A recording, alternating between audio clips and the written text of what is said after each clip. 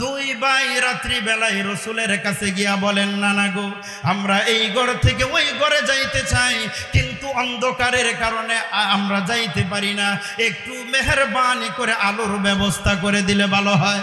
আল্লাহর পয়গম্বর বলেন, আজকে 3 দিন যাবত আমাদের চুলার কোনো আগুন জ্বলার ব্যবস্থা নাই, আমি লাইটের ব্যবস্থা কোথায় থেকে তোমাদেরকে করে দিব, তবে 2 বাই 2 আঙ্গুলের কিনারায় ধরো, আমি বিশ্বনবী তোমাদের এই ঘর থেকে ওই ঘরে যাওয়ার ব্যবস্থা করে দেই।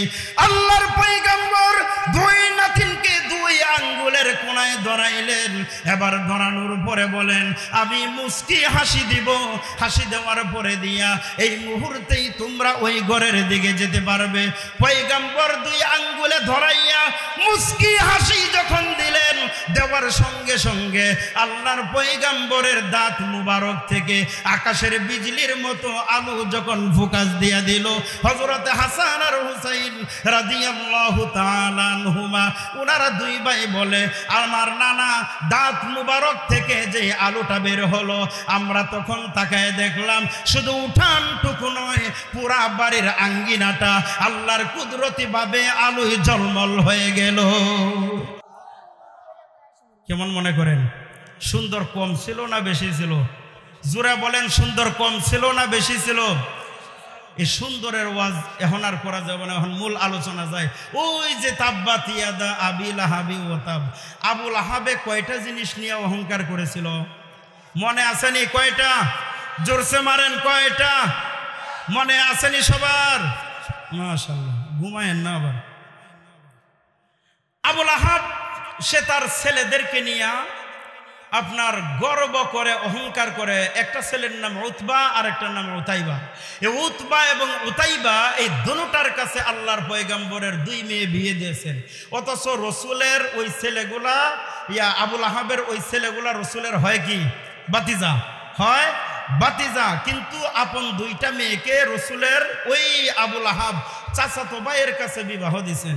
দেওয়ার পরে আবু লাহাব রসুলের প্রতি ক্ষিপ্ত হইয়া এবার উতবা এবং উতাইবাকে বলে, আমার সাথে মুহাম্মদের কোনো মিল নাই, সুতরাং তোরাও আর বউ রাখার দরকার নাই, তোরা মেয়েদেরকে তালাক দিয়া দে। তালাক দিয়ে দিল।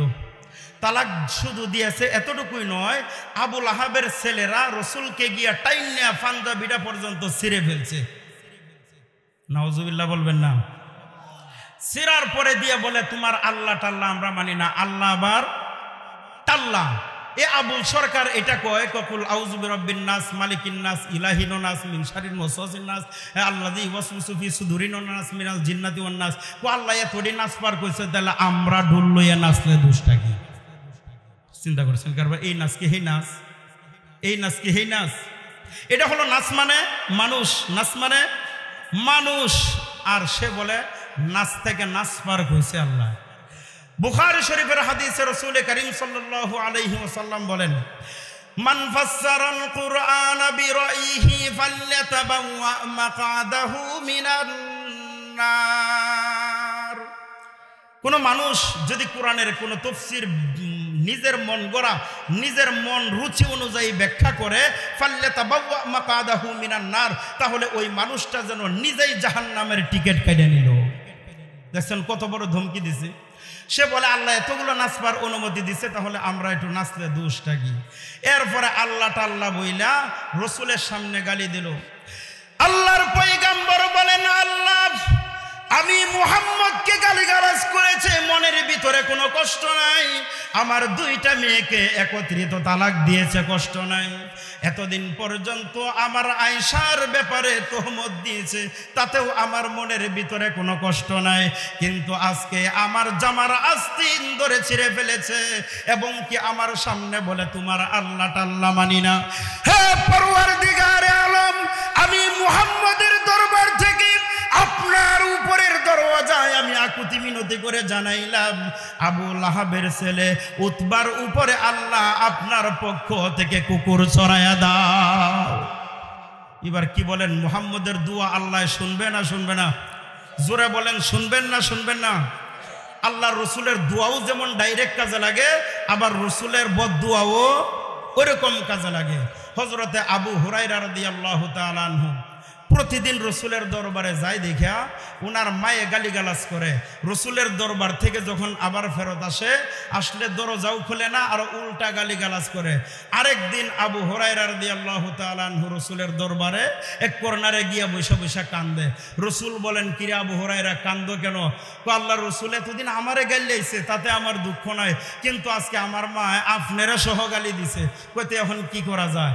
আপনি যদি একটু মেহরবানি করে দোয়া করতেন, আমার আম্মার অন্তরটা হয়তো বা পরিবর্তন হতে। বিশ্বাস হয় না মনে হয় আপনাদের? রসুল বললেন, এই উপস্থিত সাহাবায়ে কেরাম সবাই হাত উঠাও। সবাই হাত উঠাইয়া বুখারী শরীফের riwayate উল্লেখ আছে, আল্লাহর রসুল বলেন, আল্লাহুম্মা হদি উম্মা আবি হুরায়রা, আল্লাহুম্মা হদি উম্মা আবি হুরায়রা, হে আল্লাহ আপনি আবু হুরায়রার মাকে হেদায়েত দান করুন। দোয়া শেষ করার আগে আবু হুরায়রা মজলিস থেকে উঠে মারছে এক দৌড়। সাহাবায়ে কেরাম হাতে ধরে, এই ব্যাপার কি, তুমি আবার উঠে দৌড় মারো কে? দোয়া করা হইতেছে তোমার মায়ের জন্য, তুমি আবার দৌড় মারলা, দোয়াকে অবমাননা করো। কয় না, দোয়াকে অবমাননা কইরা দৌড় দিছি ব্যাপারটা এমন না।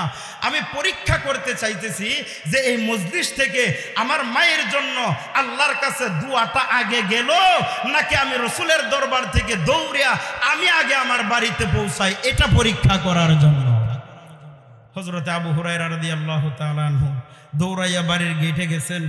গিয়া ঘরের দরজায় যখন আটকাইয়া বেডি গোসল করে, তখন আবু হুরায়রা রাদিয়াল্লাহু তাআলা আনহু বলেন, আমি যাইয়া শুনি আমার মা গোসলখানার থেকে ভিতরে গোসল যে করতেছেন এইটার পানির শব্দ শোনা যায়। পূর্বাভাস বুঝতে পারতেছেন না মনে হয়? প্রতিদিন যে গালিগালাজ করতো, আজকে পানির শব্দ শোনা যায়। প্রতিদিন গালিগালাজ করতো, আজকে গালি না দিয়া উনাকে আদরের সাথে বইলা দরজাটা খুলে দিলেন। খুইলা দেওয়ার পরে বলেন, আবু হুরায়রা, যেই রসুলের দরবারে তুমি যাও প্রতিদিন আর গালি দেই আমি প্রতিদিন, আমার মনের ভিতরে আজকে এমন একটা আগুন জ্বললো, সকালতে তুমি যাওয়ার পরের থেকে আমি গোসল করলাম, আমার কলিজার আগুনটা নিবে না। এখন আমার মনে হয় ওই নবীর দরজায় আমি গেলে আমার কলিজার আগুনটা নিবে যাবে। সুবহানাল্লাহর আওয়াজ এখন নাই? আল্লাহর পয়গম্বরের দরওয়াজায় আমি আবু হুরায়রার মা যদি যেতে পারি, আমার মনে হয় কলিজার আগুনটা নির্বাপিত হয়ে যাবে। আবু হুরায়রা ওনাকে নিয়ে গেলেন রসুলের দরবারে। আল্লাহর পয়গম্বরকে গিয়ে যখন দেখলেন, দেখার সঙ্গে সঙ্গে আবু হুরায়রার মা কান্না করতে করতে ওনার চেহারাটা বুঝিয়ে দেয়, হে আল্লাহর পয়গম্বর, এতদিন পর্যন্ত আপনার কথা মানুষের মুখে মুখে শুনে অনেক গালিগালাজ করেছি না বুঝে। আল্লাহর পয়গম্বর, আজকে আপনার সুদর্শন চেহারাটা যখন বাস্তবতার সঙ্গে দেখলাম, আমার বিশ্বাস হয়ে গেল এমন সুন্দর চেহারাওয়ালার মানুষ আল্লাহর পয়গম্বর, এটার মধ্যে কোনো সন্দেহ নাই, এবং এলাকার কোনো মানুষকে উনি কষ্টও দিতে পারে না।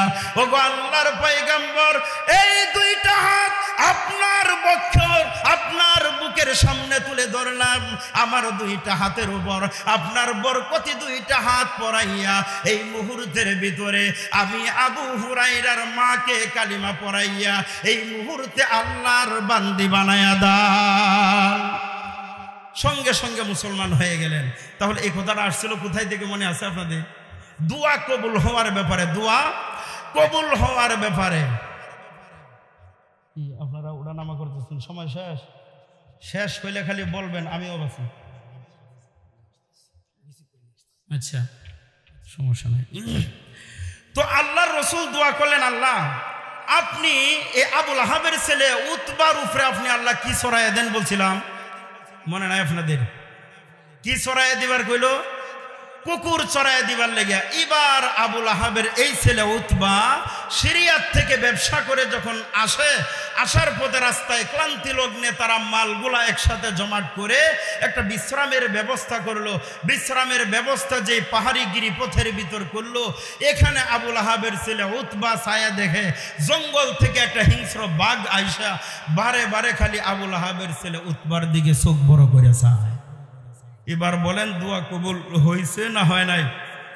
জোরে বলেন, কবুল হয়েছে না হয় নাই?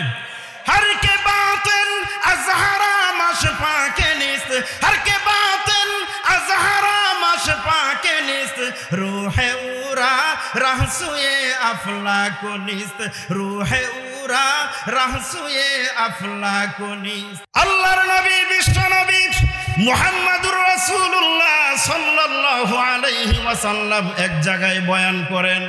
ওই মজলিসের ভিতরে সাহাবায়ে কেরাম যারা উপস্থিত হলেন, ওনাদের সকলের উপস্থিতির কারণে আরেকজন যুবক সাহাবী উনি বসার মতো কোনো জায়গা পান নাই। আল্লাহর পয়গম্বরের ওই সাহাবী মজলিসের এক কর্নারে গিয়া দাঁড়াইলেন। পয়গম্বরের যখন চোখের দৃষ্টি পলক হয়ে যায়, নবীজি সাল্লাল্লাহু আলাইহি ওয়াসাল্লাম এইভাবে ওনার চাদরটাকে হযরতে জারিরের দিকে নিক্ষেপ করে দিয়া বলেন, ও যুবক সাহাবী জারির, আমি পয়গম্বরের পক্ষ থেকে তোমাকে এই চাদরটা হাদিয়া দিলাম। মজলিসের ভিতরে বসার মতো যেহেতু কোনো ব্যবস্থা নাই, আমি পয়গম্বরের চাদরটা বিছাইয়া তুমি বসে আমি বিশ্ব নবীর বয়ানগুলা তুমি শ্রবণ করতে পারো। আল্লাহর পয়গম্বরের দেওয়া ওই চাদর মুবারকটা হযরতে জারির রাদিয়াল্লাহু তাআলা আনহু উনি এটাকে চুমু খাইলেন। এটা পৃথিবীর সাধারণ কোনো মানুষের চাদর নয়, যেই চাদরটা বিছাইয়া আমি এখানে বসতে পারবো। আল্লাহর পরে দিয়ে যার পৃথিবীর ভিতরে সবচেয়ে স্থান সম্মান, উনার পক্ষ থেকে এই চাদরটা দান করা হলো। সুতরাং আমি কেমন করে সামান্য সাহাবী হইয়া এই চাদরের উপর আমি কেমন করে বসতে পারি? আল্লাহর পয়গম্বরের দিকে চেহারাটা ফিরাইয়া উনি এবার চিন্তা করলেন, এই চাদরের উপর বসাটা আমার জন্য শোভা পায় না। উনি চোখের পানি ছেড়ে ছেড়ে কান্দেন আর বলেন, আকরামাকাল্লাহু কামা আকরামতানি ইয়া রাসূলুল্লাহ। হে আল্লাহর পয়গম্বর, এই মজলিসের ভিতরে আপনার মুবারক চাদরটা আপনি আমার জন্য দান করলেন। আমি সামান্য মুসলমান, আমাকে আপনি সম্মান করে দিলেন। কামা আকরামতানি ইয়া রাসূলুল্লাহ, ওগো আল্লাহর পয়গম্বর, আপনি যেরকম আমাকে সম্মান দেখাইলেন, আল্লাহ যেন আপনি বিশ্ব নবীকে উভয় জাহানের ভিতরে এরকম সম্মানিত করে দেন। সাহাবীটা বৃদ্ধ ছিলেন না যুবক ছিলেন? কথা বলেন, যুবক না বৃদ্ধ ছিলেন? যুবকের প্রতি আল্লাহর রসুলের সরাসরি সম্মান আছে না নাই? তাহলে আপনাদের সমাজে যে সমস্ত যুবকেরা আছে, আগামী দিনের ভবিষ্যৎ হিসাবে এই যুবকগুলাকে নিয়ে আপনারা গর্ব করবেন, অহংকার করবেন, শুকরিয়া তান, কিন্তু রিয়ার অহংকারী নয়। এই যুবকগুলাকে যদি হাতের মুঠের ভিতর কন্ট্রোল করে রাখতে পারেন, আজকের দুষ্টামির যুবক আগামী দিনের ভবিষ্যৎ। কথাটা বুঝেন নাই মনে হয়? আজকে যারা না বুঝে এদিক সেদিক করতেছে, এদেরকে বুঝাইয়া ফুসলাইয়া যদি সঠিক রাস্তায় আনা যায়, তাহলে এরাই হবে আগামী দিনের কি, আরো জোরে বলেন, কি হবে?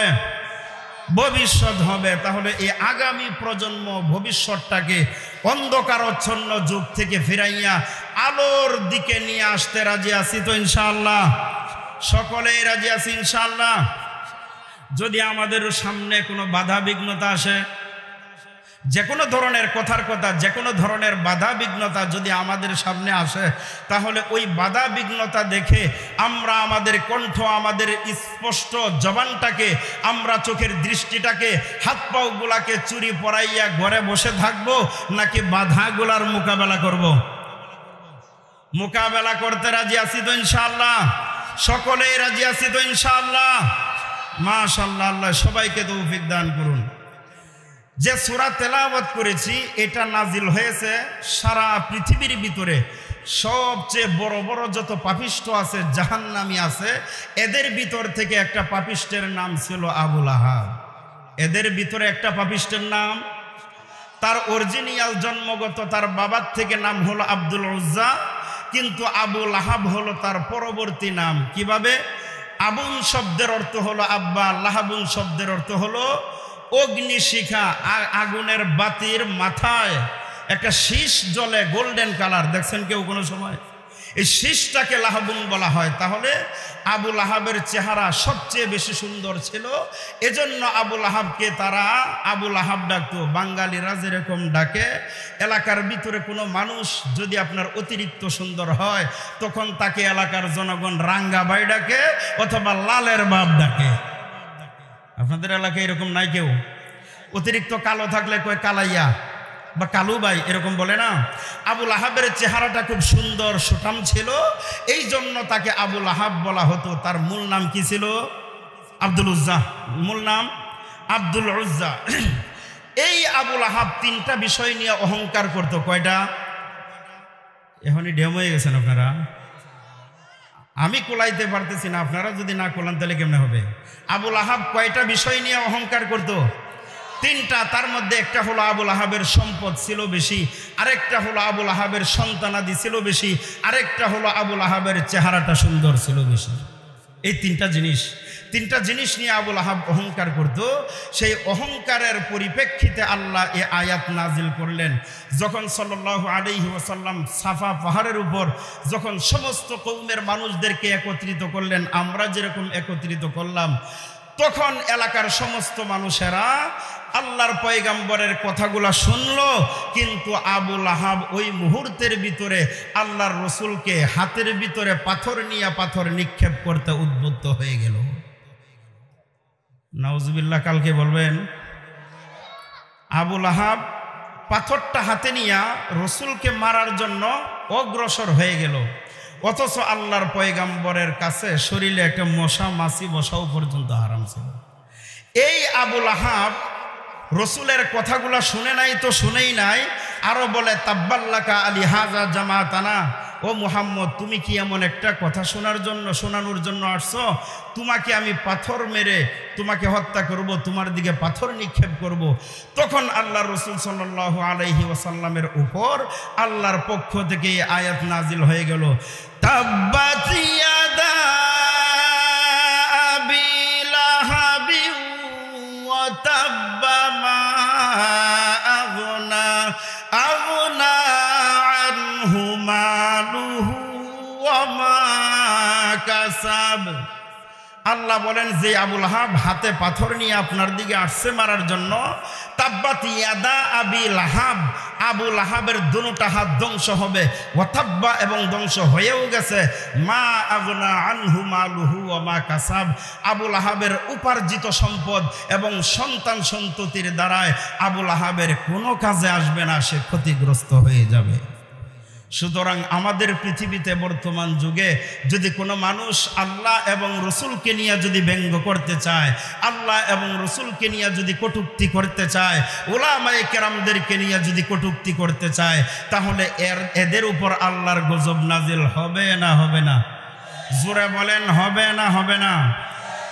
আবুল আহাবের সঙ্গে আল্লাহ বলেন সায়াসলা নারান যাতা লাহাবি ওয়া ইমরাআতু। শুধু আবুল আহাব একা নয়, আবুল আহাবের যে বিবি আছে উম্মে জামিল, সে নিজেও অচিরেই বিভীষিকাময় লেলিহান আগুনের ভিতরে তারা প্রবেশ করবে। এখন কথা হলো, আবুল আহাব না বিয়াদবি করছে, তার হাত ধ্বংস হবে, কিন্তু আবুল আহাবের বউয়ে কি করলো?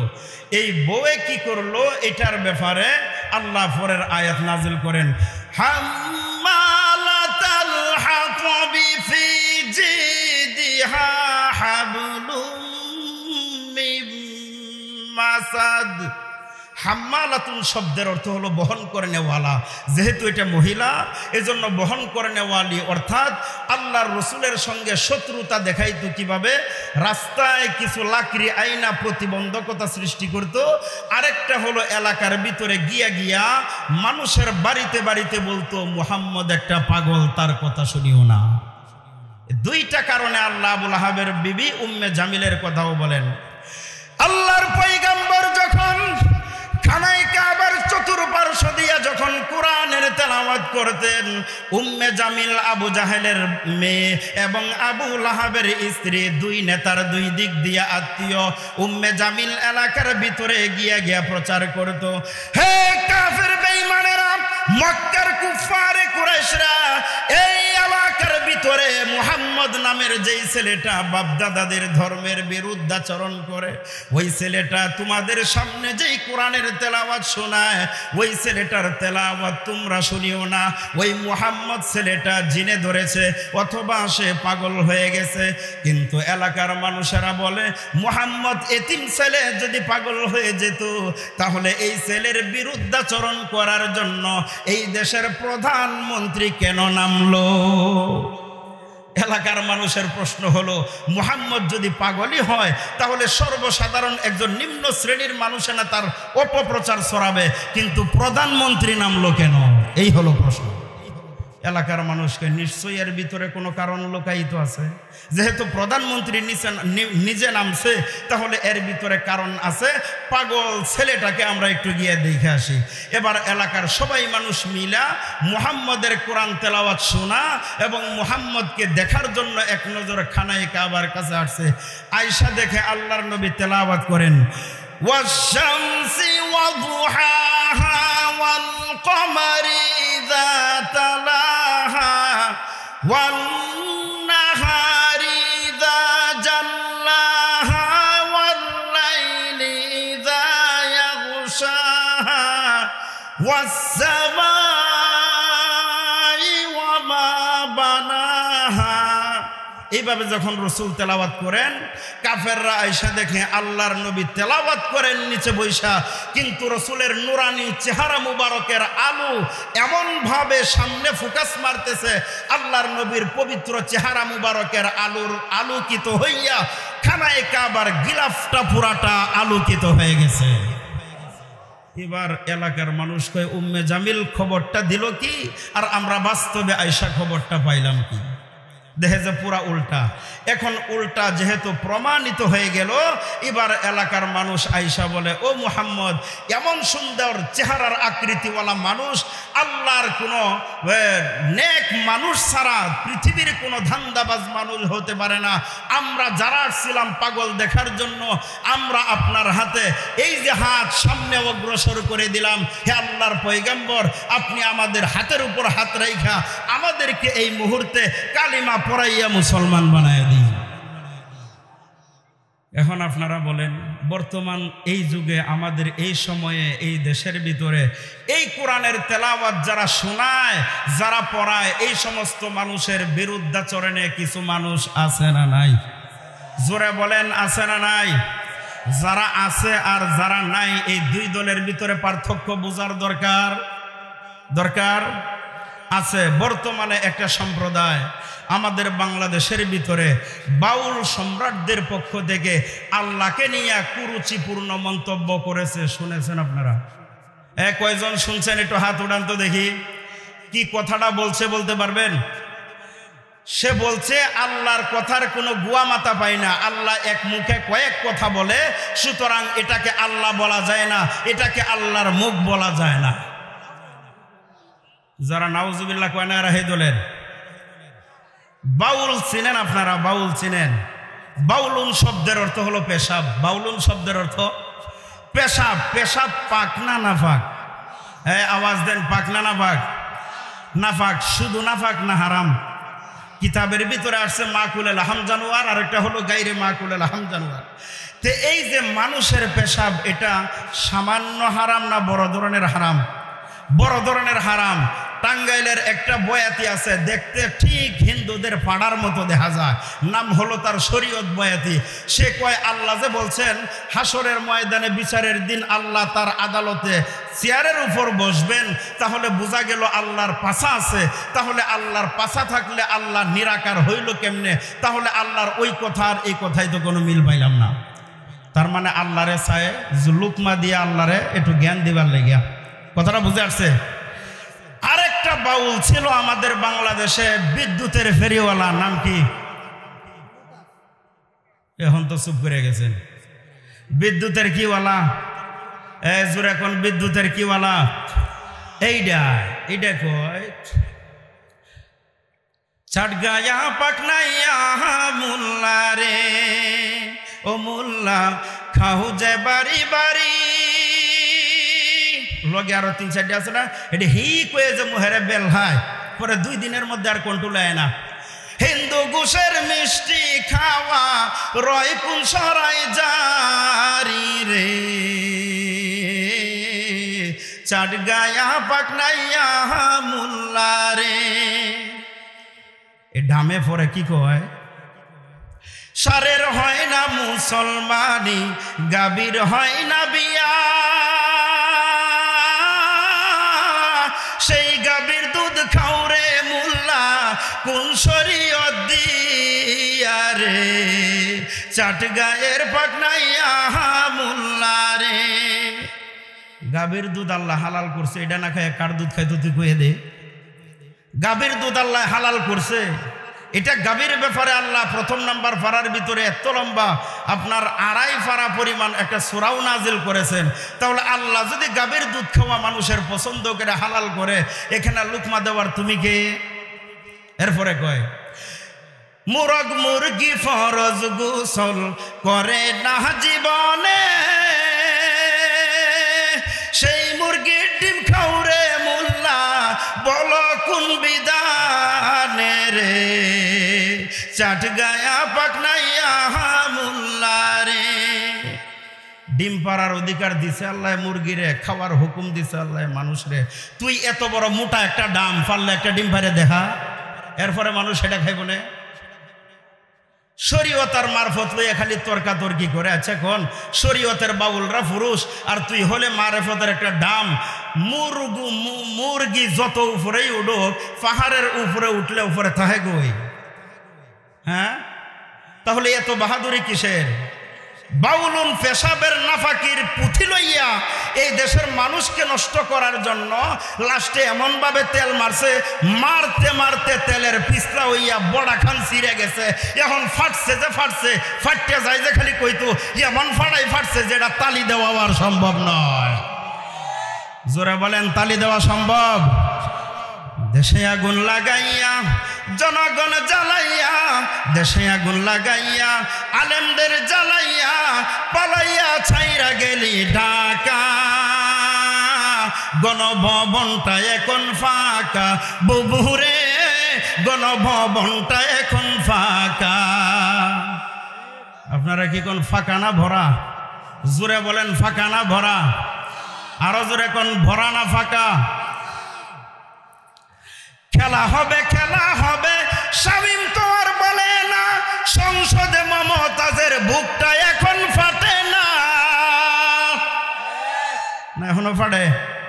এখন গাড়েও না ফাটেও না, এখন আসল জায়গায় ফাটতেছে। খেলা হবে শামীম তো আর বলে না, সংসদে মমতাজের বুকটা তোমার ফাটে না। জলক তোমার নাই, তোমার টাকলা মুরাদ নাই, পলকের জলক তোমার নাই, এখন টাকলা মুরাদ নাই। দিল্লি মামু বাড়ি একা, গণভবনটা এখন ফাঁকা বুবুরে, গণভবনটা এখন ফাঁকা। কষ্ট হইতেছে আপনাদের? রাগ করতেছেন মনে হয়? রাগ করলে এটাই করবেন, আগামী বছর দাওয়াত দিবেন না, এটাই তো। আমি আজকেও দাওয়াত রাখতে চাইছিলাম না, আগামীকালকে 28 তারিখের 4টে মাহফিল আসছে, রাখি নাই।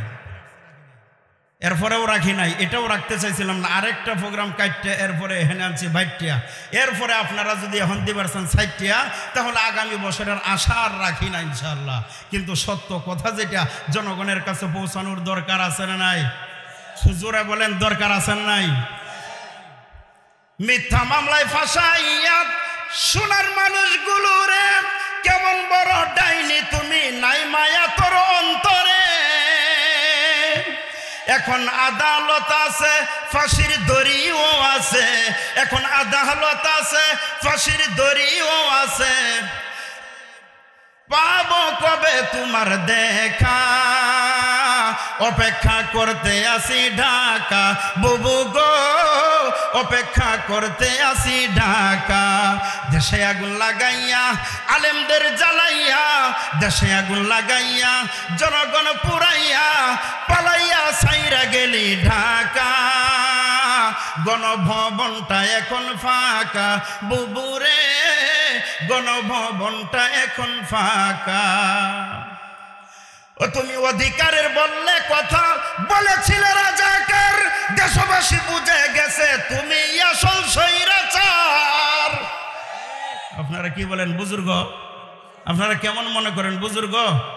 হ্যাঁ, হাতে তসবি মাথায় ফট্টি নাম দিয়েছিল রাবিয়া বসরি, কিন্তু ভিতরে তো সব ফেরাওনি। ভিতরে কি? অধিকারের বললে কথা, বলেছিলে রাজাকার, জনগণ বুঝা গেছে তুমি আসল স্বৈরাচার। তোমার নাইকো শরম লাজ, তুমি বড়ই নাটকবাজ, তুমি বড়ই স্বার্থবাজ, তুমি বড়ই নাটকবাজ। কাউয়া করে না আর কাকা, গণভবনটা এখন ফাঁকা, ডাইনি গো গণভবনটা এখন ফাঁকা। এই মাত্র আসছি জেলখানার থেকে, আসা কথা কয়ে দিলাম। আজকে জামিন হওয়ার কথা ছিল একজন আলেমের, ওই যে না নিজে ভৈরাত হয়ে গেছে, আরেকজনে যে ফাড়ায় হয়ে গেছে, এখন আর তালি চলে না, তালি দিতে দিতে এখন ওভারক। কিন্তু নিরুপায় মানুষগুলারে এমনভাবে জাজরা বানাইছে, আল্লাহ বলেন ফামা হিলিল কাফিরিনা আমহিলহুম রুয়াইদা, আমি সুযোগ দিছি, কিন্তু যেদিন রশিটা টান দিলাম রান্না করা তরকারিটা খাওয়ার সুযোগ হয় নাই। ওই দিন আন্দোলনে যুবকরা ছিল না? ছিল না? জোরে বলেন ছিল না? ছিল না? ওই ধরনের যুবক আজকে আপনাদের মাহফিলের ব্যবস্থা করেছে। এই যুবকের প্রতি আমি আশান্বিত, এরা যদি এই এলাকার ভিতরে সৎ কাজগুলা চালিয়ে যেতে পারে, আগামীর অদূর ভবিষ্যতে এই এলাকার ভিতরে কোনো মানুষ পথভ্রষ্ট হতে পারে না। এই যুবকরা ইসলামের জন্য যখন জীবন দিতে প্রস্তুত হয়, তখন তারা এভাবেই প্রস্তুত হয়ে যায়। দৃষ্টান্ত আল্লাহর নবীর একজন সাহাবী হযরত আব্দুল্লাহ রাদিয়াল্লাহু তাআলা আনহু বাড়ি থেকে যখন রওনা করে দিবেন, রাসূলের দরবারে আনাগোনা করেন। আল্লাহর পয়গম্বরের কাছে প্রতিদিন নিয়মিত যাওয়া আসা করার কারণে এবার বাড়ি থেকে নিষেধাজ্ঞা জারি করে দেওয়া হলো। হে আব্দুল্লাহ, আমাদের টাকায় বড় হয়েছ, আমাদের টাকার পরিধেয় পোশাকগুলা গায়ে দিয়া প্রতিদিন মুহাম্মদের দরবারের দিকে কেন যাও? তখন আব্দুল্লাহ নিরুপায় হয়ে গেলেন এবং তিনি চিন্তা করলেন, আমার আব্বা দুনিয়ার থেকে বিদায় হয়ে গেছেন, এখন যদি আমি তাদের কথা অমান্য করি, অবাধ্য হয়ে যায়, তাহলে তো আমাকে আর তারা দেখাশোনা করবে না, বরণ পোষণ পর্যন্ত তারা দিতে রাজি হবে না। তবে এখন মুহাম্মদের দরবার ছাড়া আমার তো বিকল্প কোনো রাস্তায় মন বসে না, এখন আমি কোন রাস্তায় হাঁটতে পারি? হযরতে আব্দুল্লাহ বাড়ির থেকে যখন রওনা করবেন, তার বাদশা ছাড়া যারা ছিল সকলেই মিলে বাড়ির ভিতরে বৈঠক বসায় দিল। ওগো আব্দুল্লাহ, এই কাপড়গুলা পরিধান করে যদি তুমি ওই রসুলের দরবারে যাও, তাহলে আমাদের শর্তটা হলো আমাদের টাকার কাপড়গুলা খুলিয়া উলঙ্গ অবস্থায় মুহাম্মদের দরবারে তুমি যেতে পারবে। তাদের চিন্তাধারা হলো পরিধেয় বস্ত্রগুলা যদি খুলে নেওয়া হয়, তাহলে উলঙ্গ বেহায়াপনার কারণে আব্দুল্লাহ মুহাম্মদের দরবারটা ছেড়ে দিবে। কিন্তু হযরতে আব্দুল্লাহ তাদের কাপড়গুলা খুলে দিয়া এবার একটা সামান্যতম কাপড়ের টুকরার জন্য মায়ের কাছে গিয়া বলেন, আম্মা গো, আপনি তো আমাকে দুনিয়াতে জন্ম দিয়েছেন, আমার চাচারা বাড়ির থেকে বের করে দিতে চায়, আপনার পেট থেকে আমি জন্ম নিয়েছি, সুতরাং আপনি মেহেরবানি করে একটা টুকরা কাপড় যদি আমাকে দিতেন, তাহলে অন্তত লজ্জাস্থানটা ডাকিয়া আল্লাহর পয়গম্বরের দরওয়াজা পর্যন্ত পৌঁছাইতে পারতাম। বাবা চাচারা বাড়ির থেকে বের করে দেওয়ার পরে মায়ের মনে যখন আদর ঢুকে গেল, জানালার ফাঁকা দিয়া একটা ছোট্ট কাপড়ের টুকরা এইভাবে দিয়া বলেন, যাও বাবা, আল্লাহর পয়গম্বরের দরবারে হাজির হইবা। একেবারে উলঙ্গ অবস্থায় যাওয়াটা কিভাবে হয়?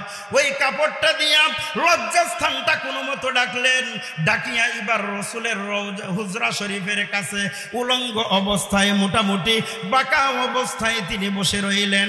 হযরত পয়গম্বর হুজরা শরীফ থেকে বের হইলেন, গভীর রজনীতে রসুল বের হয়ে গেলেন। বের হইয়া দেখেন একজন মানুষ এখানে বাঁকা অবস্থায় সোজা হইয়া দাঁড়াইতে পারে না। পয়গম্বর ডাক দিয়া বলেন, কে তুমি এত রাত্রে? হযরতে আব্দুল্লাহ ডাক দিয়া বলেন, লাব্বাইকা ওয়া সাদাইকা ইয়া রাসূলুল্লাহ। ওগো আল্লাহর পয়গম্বর, আমি আপনার আব্দুল্লাহ, নব মুসলিম সাহাবী। আর তাহলে তোমার এই অবস্থা কেন? বলে, আপনার দরবারে আসা যাওয়ার কারণে, আপনার শরীয়ত মানার কারণে আমার বাড়ির থেকে কঠিন 44 জারি হয়ে গেছে এবং কাপড়গুলা পর্যন্ত তারা খুলে রেখেছে। আল্লাহর পয়গম্বর, আপনার দরবার দরবার ছেড়ে আমি কোথাও যেতে পারবো না, এরকম একটা স্থিতিশীল চিন্তা ভাবনা নিয়ে আপনার হুজরা শরীফের নিকটে হাজির হয়ে গেলাম। আল্লাহর রাসূল তার এই ইতিহাসটা শোনার পরে রাসূল নিজে চক্ষু মুবারক দিয়া পানি বের করে দিলেন এবং ডাক দিয়া বলেন, আব্দুল্লাহ রে, আয় আমার ঘরের ভিতরে আয়। আজকে আমার ইসলাম ধর্ম গ্রহণ করার কারণে তোর গায়ের কাপড়গুলা পর্যন্ত তারা খুলে রেখে দিছে। আমি বিশ্ব নবীর 2টা জামা তোকে দান করে দিলাম, এই 2টা জামা পরিধান করে তুই আমার ঘরে থাক। আল্লাহর পয়গম্বর ঘরের ভিতরে নিলেন আর ডেকে ডেকে জিজ্ঞাসা করলেন, আব্দুল্লাহ এবার বলো তোমার মনের কোনো চাহিদা আছে কিনা? আব্দুল্লাহ ডাক দিয়া বলেন, ইয়া রাসূলুল্লাহ, আপনার পবিত্র জবান থেকে শুনেছিলাম যারা জিহাদের ময়দানে শহীদ হতে পারে এদের নাকি কবর জগতে কোনো সওয়াল জবাব হয় না, হাসরের ময়দানে এদের নাকি কোনো হিসাব নিকাশ হবে না। ওগো আল্লাহর পয়গম্বর, আগামী সামনের সময়গুলোর ভিতরে আপনি মেহেরবানি করে কোনো জিহাদের ময়দানে অংশগ্রহণ করার জন্য যখন যাবেন আমি আব্দুল্লাহকে আপনার সফর সঙ্গী নিলে ভালো হয়। আল্লাহর পয়গম্বর পরে আবার তাবুকের যুদ্ধে যাবেন, ওই মুহূর্তের বেলায় আব্দুল্লাহকে তিনি সঙ্গে নিয়ে গেলেন, রওনা করে দিলেন তাবুকের ময়দানের দিকে। কিন্তু কোনো কারণবশত তাবুকের জিহাদ সংগঠিত হয় না, এখান থেকে ওনারা ফেরত আসবেন আপন খিমার দিকে। রাস্তায় আব্দুল্লাহর জ্বর উঠে যায়, একদিন 2 দিন জ্বর থাকার পরে দিয়া আল্লাহর পয়গম্বরের সাহাবী দুনিয়ার থেকে বিদায় হয়ে যায়। আল্লাহর পয়গম্বর কান্দেন আর ডাক দিয়া বলেন, হে সাহাবায়ে কেরামরা, আমার আব্দুল্লাহ শহীদ হওয়ার মন মস্তিষ্কটা নিয়ে এসেছিল, সুতরাং যুদ্ধটা যেহেতু সংগঠিত হয় নাই, আমার আব্দুল্লাহ রাস্তায় দুনিয়ার থেকে বিদায় হয়ে গেল।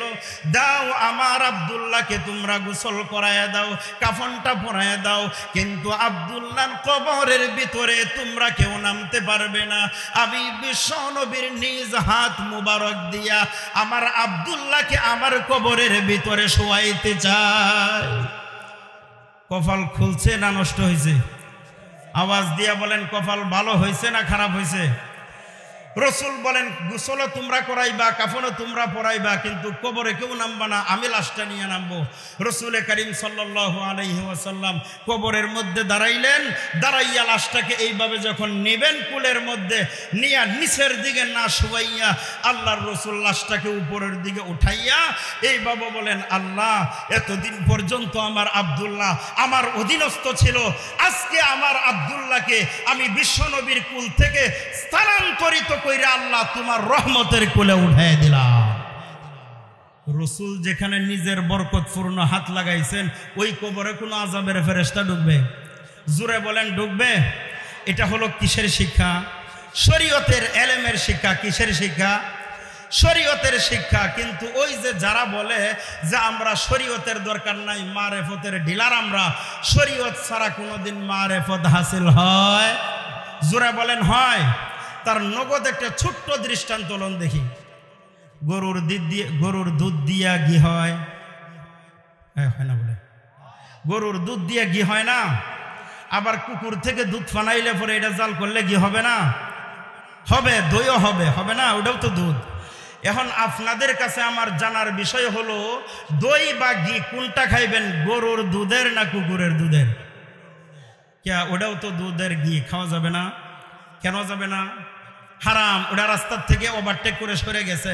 অনুরূপ ভাবে বাংলাদেশের বাউল সম্রাটেরা যারা মিথ্যা হাদিস নিয়ে বলা বলি করে আল্লাহর উপর বিষজ্ঞান ছড়াইতে চায়, আল্লাহর পয়গম্বরকে নিয়ে মন্তব্য করে, 99% মুসলমানের দেশের ভিতরে ওই ধরনের কোন নাস্তিক আর বাউলদের জায়গা বাংলাদেশের ভিতরে হবে না। হযরত হুসাইন আর হাসান রাদিয়াল্লাহু তাআলা আনহুমা 2 ভাই রাত্রি বেলায় রাসূলের কাছে গিয়া বলেন, নানা গো, আমরা এই ঘর থেকে ওই ঘরে যাইতে চাই, কিন্তু অন্ধকারের কারণে আমরা যাইতে পারি না, একটু মেহেরবানি করে আলোর ব্যবস্থা করে দিলে ভালো হয়।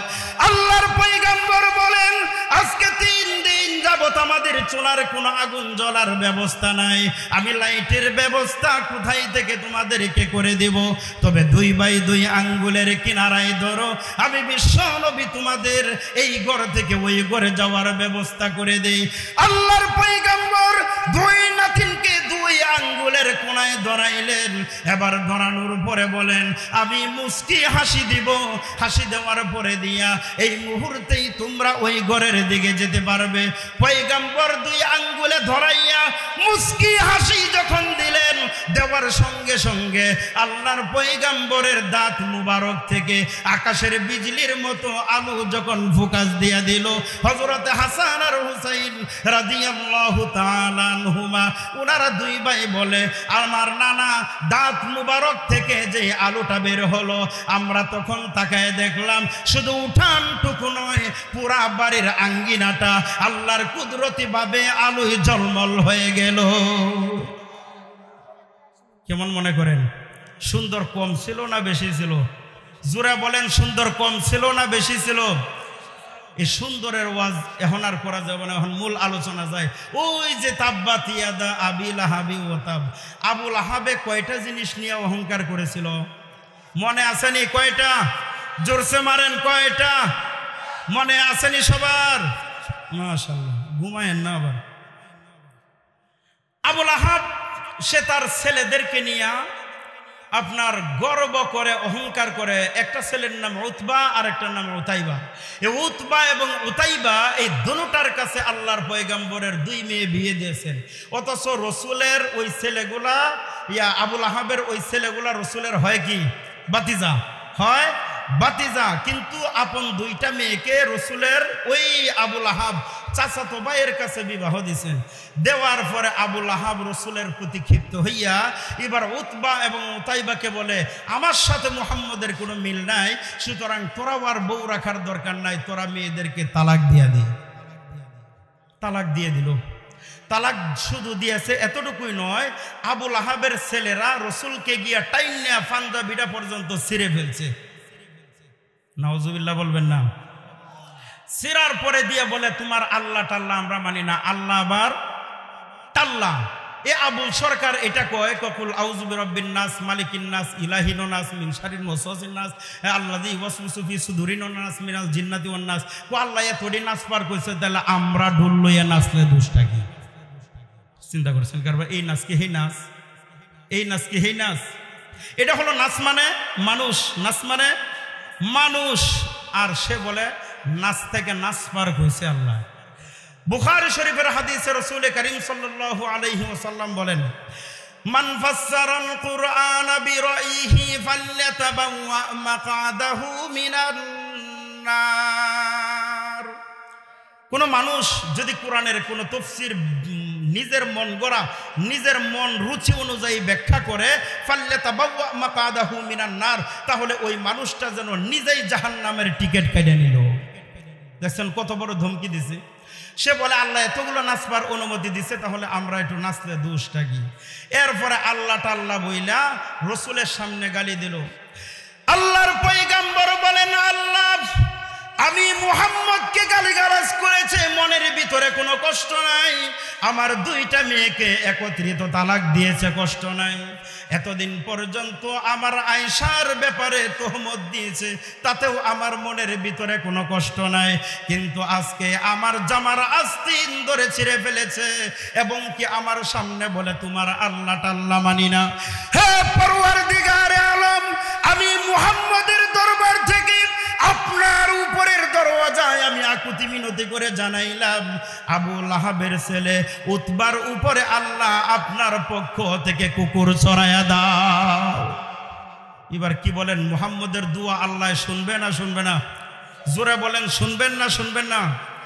আল্লাহর রসুলের দোয়াও যেমন ডাইরেক্ট কাজে লাগে, আবার রসুলের বদদোয়াও ওরকম কাজে লাগে। হযরতে আবু হুরায়রা রাদিয়াল্লাহু তাআলা আনহু প্রতিদিন রসুলের দরবারে যায় দেখা উনার মায়ে গালিগালাজ করে।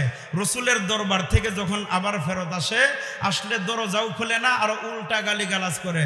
আরেকদিন আবু হুরায়রা রাদিয়াল্লাহু তাআলা আনহু রসুলের দরবারে এক কর্নারে গিয়া বৈশা বৈশা কান্দে।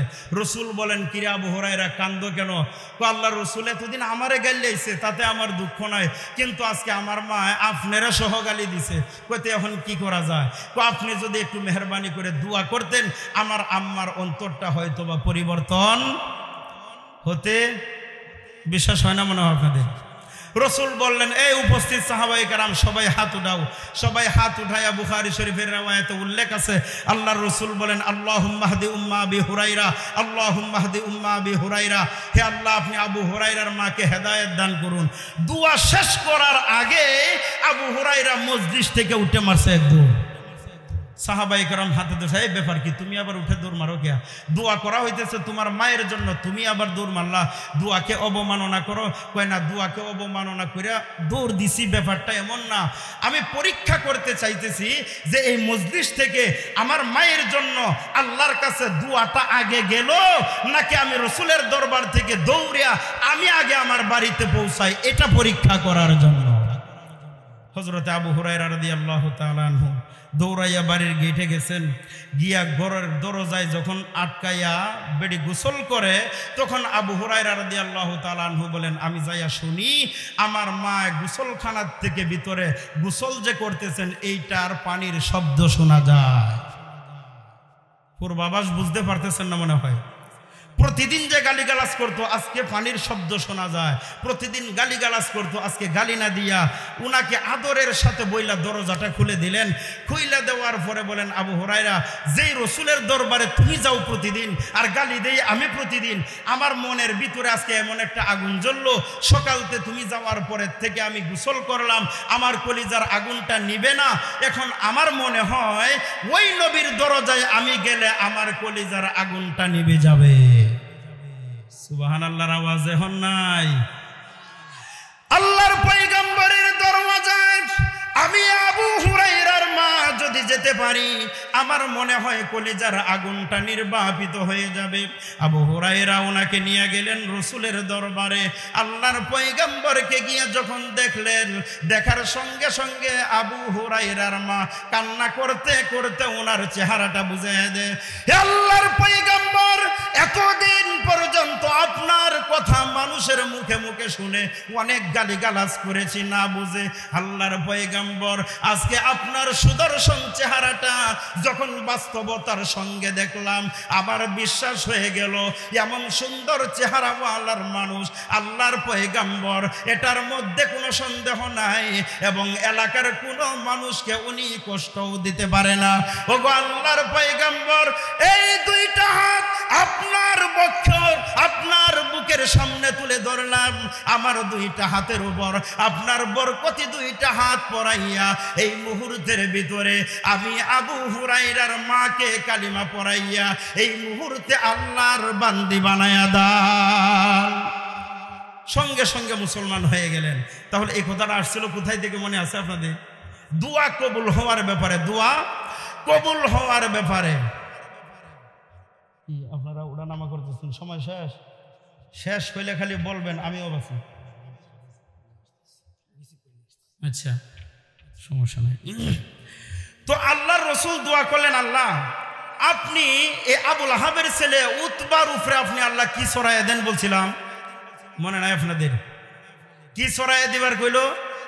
কুকুর চড়াইয়া দিবার লেগে। এবার আবুল আহাবের এই ছেলে উতবা সিরিয়ার থেকে ব্যবসা করে যখন আসার পথে রাস্তায় ক্লান্তি লগ্নে তারা মালগুলা একসাথে জমাট করে একটা বিশ্রামের ব্যবস্থা করলো। বিশ্রামের ব্যবস্থা যে পাহাড়ি গিরিপথের ভিতর করলো, এখানে আবুল আহাবের ছেলে উতবা ছায়া দেখে জঙ্গল থেকে একটা হিংস্র বাঘ আইসা বারে বারে খালি আবুল আহাবের ছেলে উতবার দিকে চোখ বড় করে চায়। এবার বলেন দোয়া কবুল হয়েছে না হয় নাই? জোরে বলেন, কবুল হয়েছে না হয় নাই? हर के बातिन अज़हरा मशफा के निस्त, हर के बातिन अज़हरा मशफा के निस्त, रूह उरा रहसुए अफलाको निस्त, रूह उरा रहसुए अफलाको निस्त। যার পুরা শরীরটা পবিত্র, যার দোয়া আল্লাহর আসমানের উপরে বিজলির মতো উঠে যায়, আর যার শরীর অপবিত্র, যার খাদ্যগুলো হারাম হয়, হালাল হয় না, রুহে উরা রাহসুয়ে আফলাকে নিজ, ওই ব্যক্তির দোয়াটা আল্লাহর আসমানের নিচে সিক্কার মতো ঝুলন্ত থাকে, এটা আসমানের উপরে উঠায় না। এজন্য রসুল দোয়া করলে বাঘ এবার উতবার দিকে বারে বারে এমনি চায়, তাকায়। আবুল আহাবের ছেলে সাথীদেরকে ডাকে ডাকে বলে, ব্যাপার কি? জঙ্গল থেকে একটা বন্য বাঘ আইসা বারে বারে আমার দিকে তাকা, বুঝলাম না ব্যাপারটা। আমার মুহাম্মদের দোয়াটা মনে হয় কবুল হয়ে গেছে। তবে প্রশ্ন হলো, মুহাম্মদ তো দোয়া করেছিলেন যে আল্লাহ আবুল আহাবের ছেলে উতবার উপরে আপনি একটি কুকুর মুসাল্লাত করে দেন, কিন্তু রসুল তো কুকুরের কথা বললেন, এখানে বাঘ বারে বারে চায়, আপনার কুকুর তো নাই, তাহলে তো একদিকে মিল পাওয়া যায় না। আবার মনে মনে খুব ভয় পায়। তখন সাথীরা বলে যে বাঘ আর কুকুরের ভিতরে একটা মিল আছে। এই মিলটা হলো চতুষ্পদ যন্ত্রের মধ্যে ফাউ উড়াইয়া প্রস্রাব করে কোন সাপ? ডিওজি সাপ। কোন সাপ? হ্যাঁ, ডিওজি অফিসার। হেফাও আলগে দিয়া প্রস্রাব করে, আরেকটা চতুষ্পদ জন্তুর মধ্যে পাও উঠাইয়া প্রস্রাব করার মধ্যে আরেকটা জাতি আছে, এটা হলো বাঘ। এই বাঘ আর কুকুরে মুতায় মুতায় মিল আছে। বাঘে আর কুকুরে কি আছে? মুতায় মুতায় মিল আছে। তখন সাথীরা বুঝাইলো, মিল থাকলেও আমাদের সকলের মাঝে আপনাকে বাঘে খেয়ে ফেলবে এটা কোনো সময় হতে পারে না, সুতরাং আমরা চতুর্দিক দিয়ে পাহারাদারি করব, আপনি মাঝখানে শুয়ে ঘুমান। যখন ঘুমায় গেল, এবার বাঘে কয়, এবার আমার ডিউটি পালনের টাইম হয়ে গেল। বাঘ এবার আস্তে আস্তে করে ওই আবুল আহাবের ছেলেকে কামড় দেওয়ার জন্য যখন যায়, তখন আল্লাহ বলেন, এখানে লোক অনেক আছে, কাকে ধরবি কাকে খাবি, যদি আবার রং নাম্বারে ডায়াল হয়ে যায় তাহলে তো আরেক বিপদ।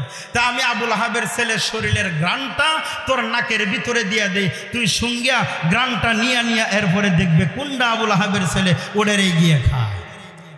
আল্লাহ তার শরীরের গ্রান দিয়ে দিলেন। দেওয়ার পরে সে নাক দিয়া গ্রান নিতে নিতে কাছে গেলেও দেখে এটা না আসামি, ওইটাও না, আরেকবার মাঝখানে গিয়ে দেখে ওইটা হলো আসামি।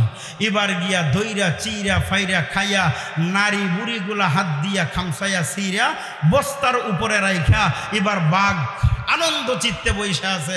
লোকজন ঘুম থেকে উঠবে আর আমি বলবো, আল্লাহর নবীর দুশ্মন এবং আল্লাহর দুশ্মনকে আমি অমুক জঙ্গলের বাঘ তাকে ধ্বংস করেছি।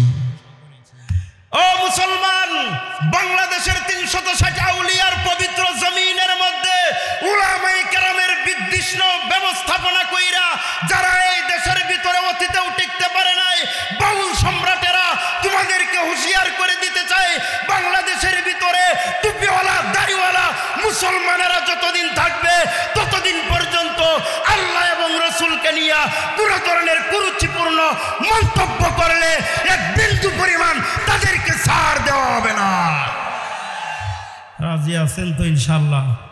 এরকম যুবক আপনাদের এলাকায় আগেও বলছিলাম আছে না নাই? জোরে বলেন, আছে না নাই? আল্লাহ এবং রসুলকে নিয়ে বিষোদ্গার করলে ওই লোকের সাথে মোকাবেলা করার জন্য আজকের এই মাহফিলের ইন্তেজামিয়া কমিটিতে যারা আছেন, এলাকার সার্বিক সহযোগিতায় যারা আছেন, আপনারা ইচ্ছা করলে শুধু আপনাদের এলাকা নয়, প্রত্যেকটা এলাকার ভিতরে এই ধরনের সুপথের পথিক প্রত্যেকটা নাগরিককে বানানো আপনাদের দ্বারায়। কথা বোঝা যায় না? আরো জোরে মারতে হবে। কি ভাব? আওয়াজ হইতেছে না, তার মানে কালকে আমরা ফাইলে যাই। এই তো কথা, যে আপনার বলা আপনি বলে গেলেন, কালকে আর আমরা মানলাম না, এই তো কথা। এলাকার পরিস্থিতি পরিবর্তন নিয়ন্ত্রণে আনা আপনাদের দ্বারাই সম্ভব না অসম্ভব? যদি টাকা দিতে হয় তাও রাজি, যদি জীবন দিতে হয় তাও। যদি জীবন দিয়েছেন যারা, তারা কি বিফলে গেছে? যারা রসুলের সাথে ইসলামের পক্ষে কাজ করেছিলেন, হযরতে আবু বকর সিদ্দিক রাদিয়াল্লাহু তাআলা আনহু, উনি যখন ইসলামের সহযোদ্ধা হিসাবে দাঁড়াইলেন তখন ওনার বয়স ছিল মাত্র 37 বছর। হযরতে উমর ফারুক রাদিয়াল্লাহু তাআলা আনহু ইসলাম ধর্ম গ্রহণ করে উনি যখন ইসলামের সেবক হয়ে গেলেন তখন ওনার বয়স ছিলেন মাত্র 26 বছর। হযরতে আব্দুর রহমান ইবনে আউফ রাদিয়াল্লাহু তাআলা আনহু যখন ইসলামের সেবক হলেন তখন ওনার বয়স ছিল মাত্র 17 বছর। হযরতে আলী রাদিয়াল্লাহু তাআলা আনহু যখন ইসলাম ধর্ম গ্রহণ করলেন তখন ওনার বয়স ছিল মাত্র 8.5 বছর। এরকম বাচ্চা ফুলাফান দিয়াও ইসলামের খেদমত করা তার মানে আপনাদের ছেলেদেরকে ইসলামের পথে দিবেন না, এই তো কথা না। যেমনি আওয়াজ দিচ্ছেন বোঝা গেল আমরা একটাও দিতে রাজি আছেন। ছোট ছোট বাচ্চা থেকে নিয়ে যুবক পর্যন্ত সকলেই ইসলামের খেদমত করার জন্য রাজি আছেন তো ইনশাল্লাহ? জোরে বলেন রাজি আছেন তো ইনশাল্লাহ?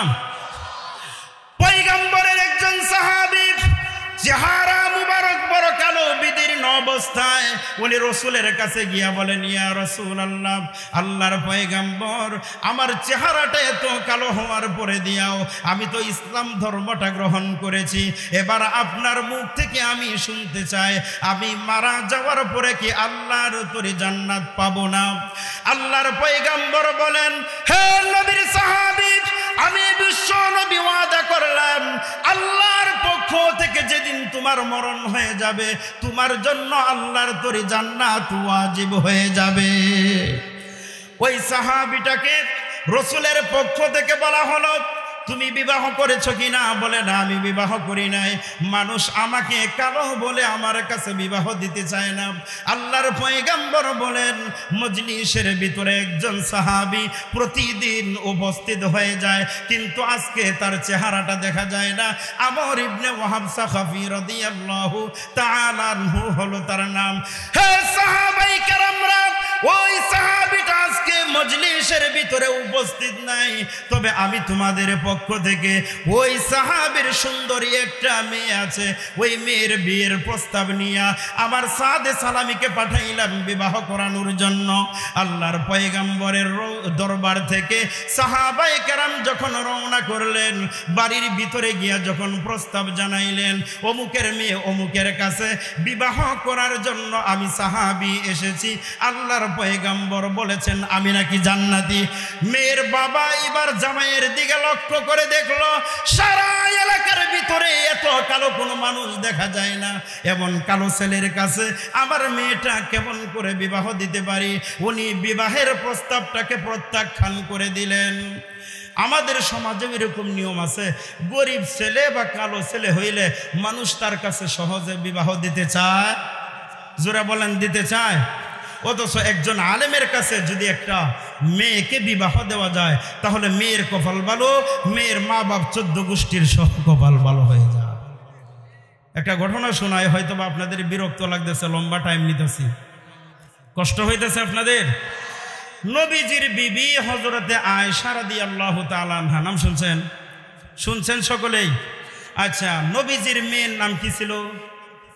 ফাতেমা, উম্মুল খায়ের ফাতেমা রাদিয়াল্লাহু তাআলা আনহা আর হলো আয়েশা রাদিয়াল্লাহু তাআলা আনহা, এই দুইজনের ভিতরে কথার তর্কাতর্কি হয়ে গেল।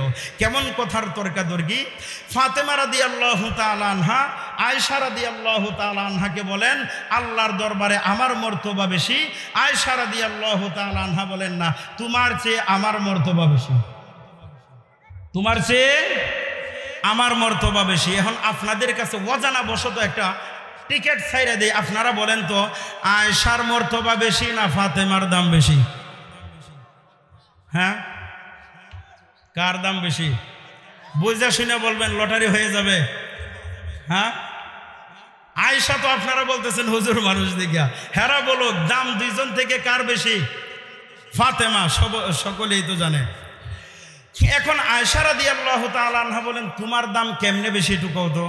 ফাতেমা রাদিয়াল্লাহু তাআলা আনহা বলেন, আমার আব্বা বলছেন ফাতিমাতু বিজআতুম মিন্নি, আমার মেয়ে ফাতেমা আমি রাসূলের শরীরের একটা অংশ। একটা কিস অংশ, তো আমার মেয়ে ফাতেমা আমার শরীরের একটা অংশ।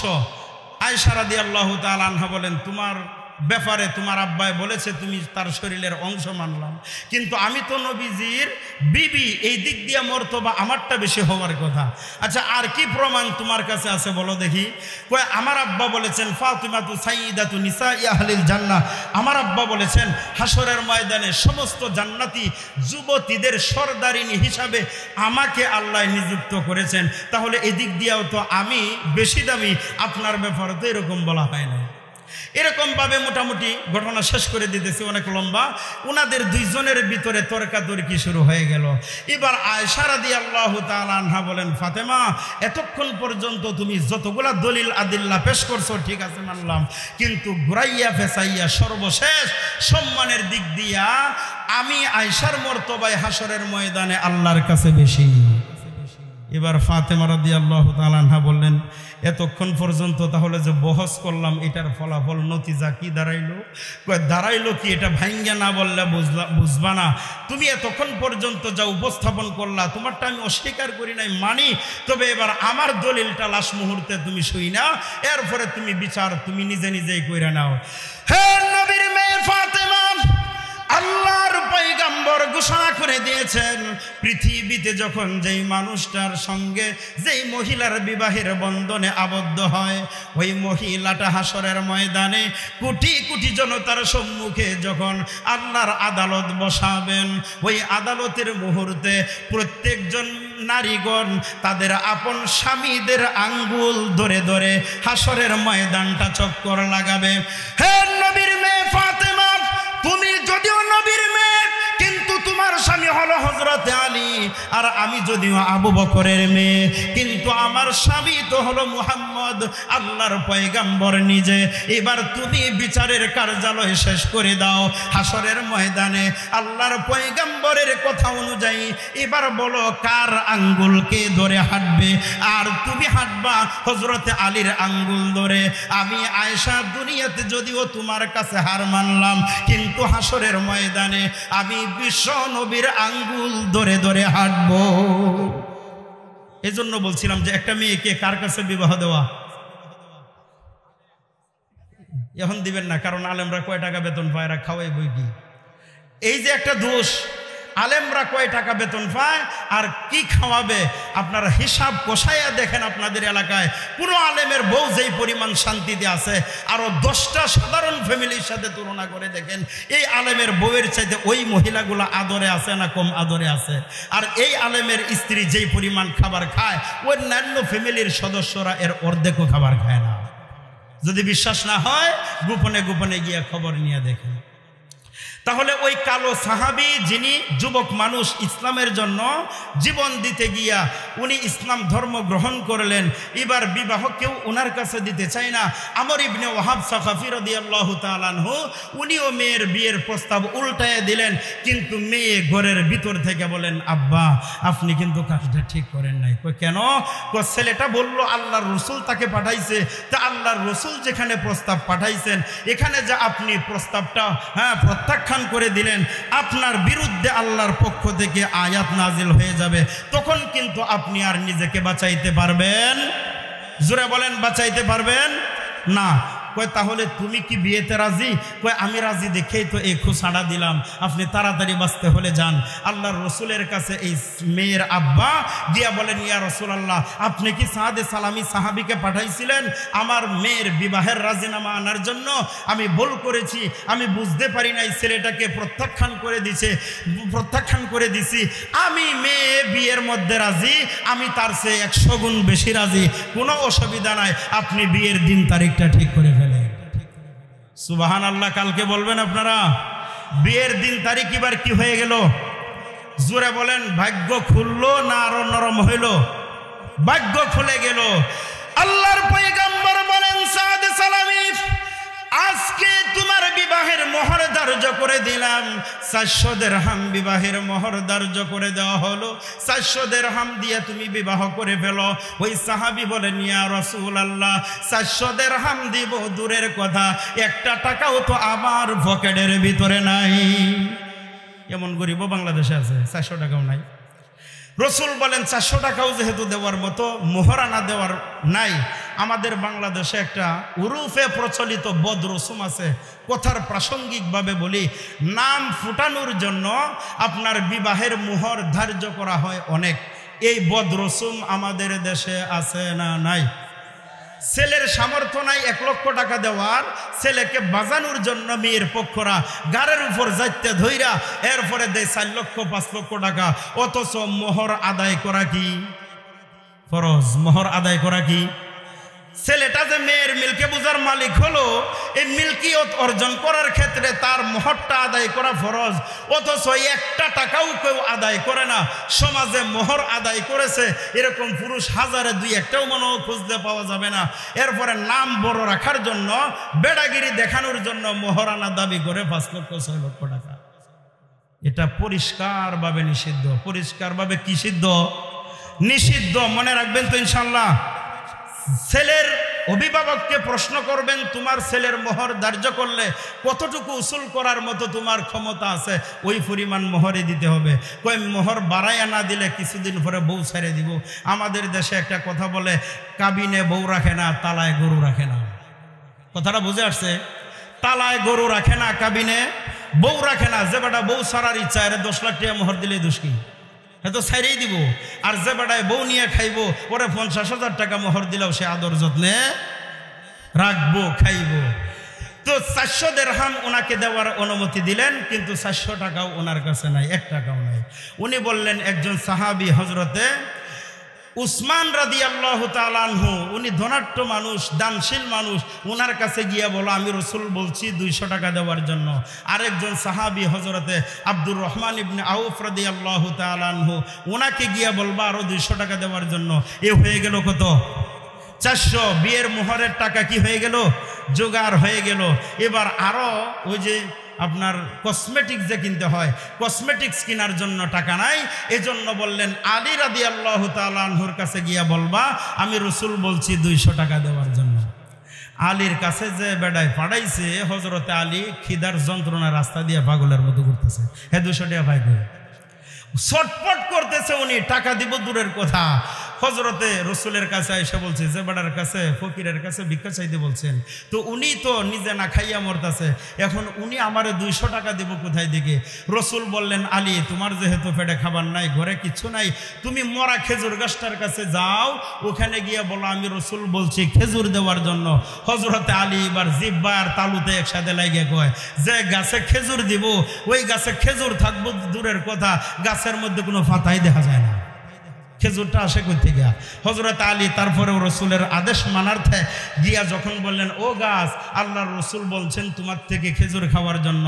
হযরত আলী বলেন, রসুলের নামটা শুনতে দেরি হলো, শুকনা মরা গাছ ফাটিয়া পাকনা খেজুর তৎক্ষণাৎ আল্লাহ ওখান থেকে বাহির করতে দেরি করেন নাই।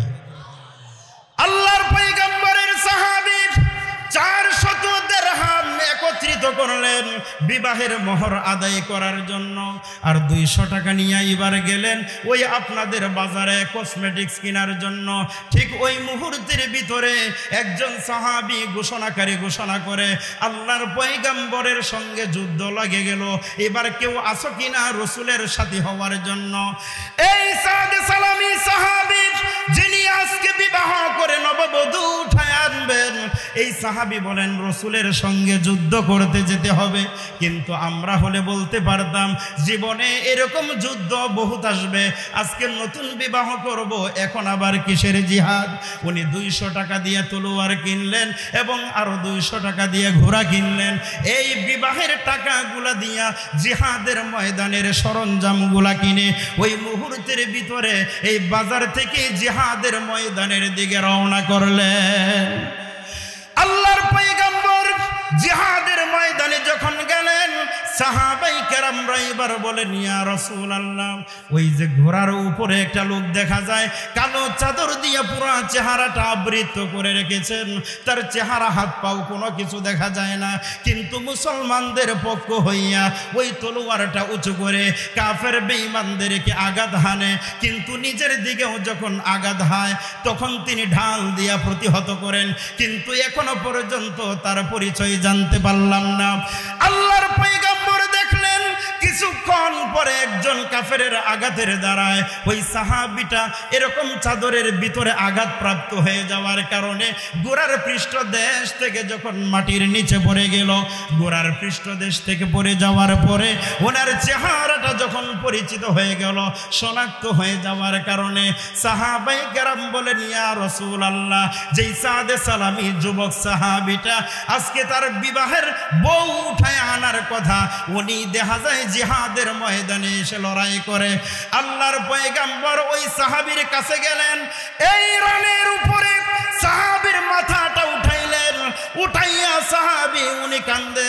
আল্লাহর পয়গম্বর কান্না শুরু করে দিলেন। কানতে কানতে এক পর্যায়ে নবীজির চোখের পানি মুবারক যখন ওই সাহাবীর কপালের উপরে পড়ল, কপালে পড়ার পরে সাহাবী চেহারাটা এইভাবে ঘুরাইলেন, ঘুরাইয়া বলেন, ইয়া রাসূলুল্লাহ, ইয়া হাবিবাল্লাহ, আপনি কেন কান্দেন গো? আপনি মনে হয় আমার ব্যথায় কান্দেন, নাকি আমি সাদে সালামি দুনিয়ার থেকে বিদায় হয়ে গেলে জান্নাত পাবো না?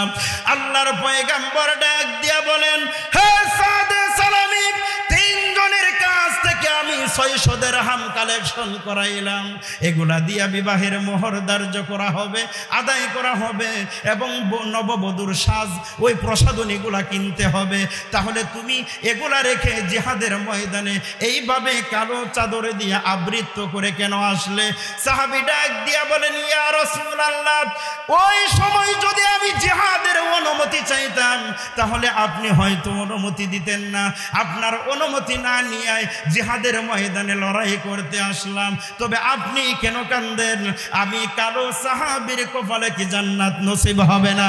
আল্লাহর পয়গম্বর বলেন, সাহাবীরে, তোমার জান্নাতের ব্যাপারে আমি বিশ্ব নবী ওয়াজিবুল জান্নাত হিসাবে ঘোষণা করে দিলাম। তুমি মরলে জান্নাত পাবে, এটা আমি ওয়াজিব ঘোষণা করে দিলাম। তাহলে কানলাম কেন? যে কানলাম কেন এটা জানবা। এটা হলো আমি বিশ্বনবীর জন্য, ইসলামের পক্ষে কাজ করার জন্য। আরও তো যুবক সাহাবী ছিল, কিন্তু আজকে বিবাহের কার্য সম্পাদন হবে, আর এই মুহূর্তের ভিতরে তুমি যুবক সাহাবী ইসলামের পতাকা উড্ডীন করার জন্য এইভাবে তুমি আশেক রসুলের প্রমাণ করে দিলা। এই দুঃখটা আবেগ আপ্লুত হইয়া আমি কান্না করে দিলাম। কিছুক্ষণ পরে রসুল চেহারাটাকে এইভাবে ঘুরায় নিলেন এবং একটু পরে দিয়া রসুল হাইসা দিলেন এবং রসুল আরেকটা শব্দ উচ্চারণ করলেন, ওয়াসালাল হাউজা, এইটা বইলা রসুল হাইসা দিলেন। এবার উপস্থিত সাহাবায়ে কেরামরা বলেন, ও আল্লাহর রসুল, একটু আগে যে আপনি কান্না করলেন, এরপরে আবার চেহারাটা ঘুরায় নিয়ে মুস্কি হাসলেন, এটার জবাব দেন, ওয়াসালাল হাউজা শব্দের ব্যাখ্যা করেন। আপনি এখন কান্না থামায় দিলেন, কারণটা কি?